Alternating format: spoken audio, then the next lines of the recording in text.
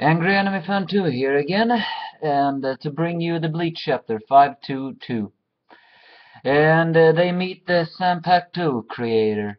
His name was Ōetsu Nimaiya Toshin, God of Sword, something like that. I had to read his name.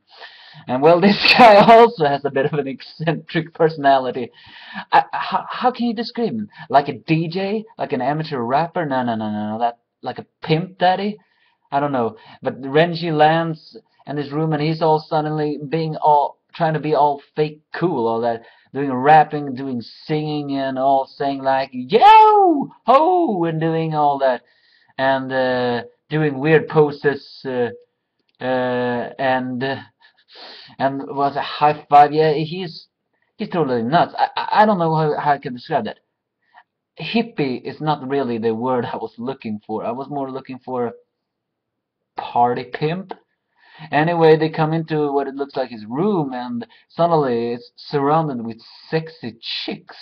And of course, Renji and Ichigo get suspicious because Ichigo thinks they gotta be men. He thinks that this is some kind of trick to lure them in.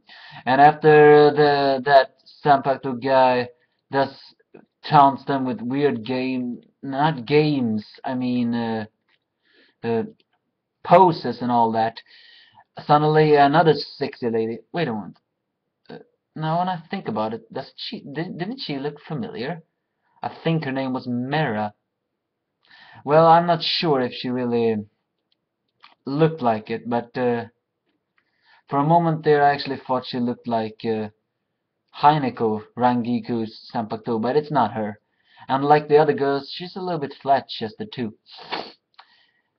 Renji and Ichigo are led to his real house, which is actually on a how do you say that word? On a cliff? Well, let's just say it's a cliff like that, and he has a little small house there. Ichigo and Renji, when they goes inside, they suddenly fall into a dark place, and it turns out this Zanpakutō guy, Ōetsu, has grabbed their Zanpakutos and he crushes them like this, because he reveals the sexy ladies are actually Zanpakutos, and he believes that, and he reveals the reason why they can't distinguish that is because they don't have real love for their Zanpakutos, and that is actually not so surprising for me. I mean, Ichigo hasn't talked to Zangetsu for quite some time, and he learned the final Getsuga Tensho. The same thing is with Renji and Sabimaru. He hasn't talked to that thing, I don't know, sometimes a man, sometimes a female thing, for a long time. So I don't know.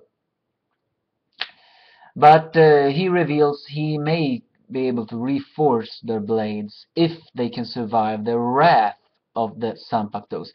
This dark hole is actually meant that contains evil, well, not evil, angry Zanpakutos that's gonna punish them for their, well, how do you say this? For their, because of their not, because they don't have any love, they're gonna get punished for it. That's what I was trying to say. But I know it wasn't really summarizing that, but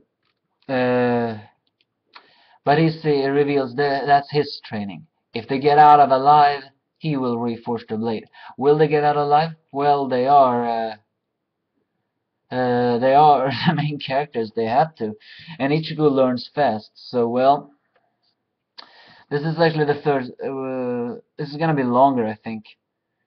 I hope they can get out of this, because it seems this guy, this Zanpakutō creator, really can reforge their blade.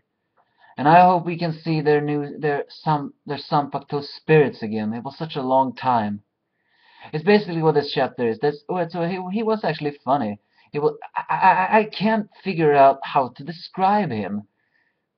He's just a weird pimp or something like that. He's showing off. He's doing high five. He's doing weird stances. He's even photos.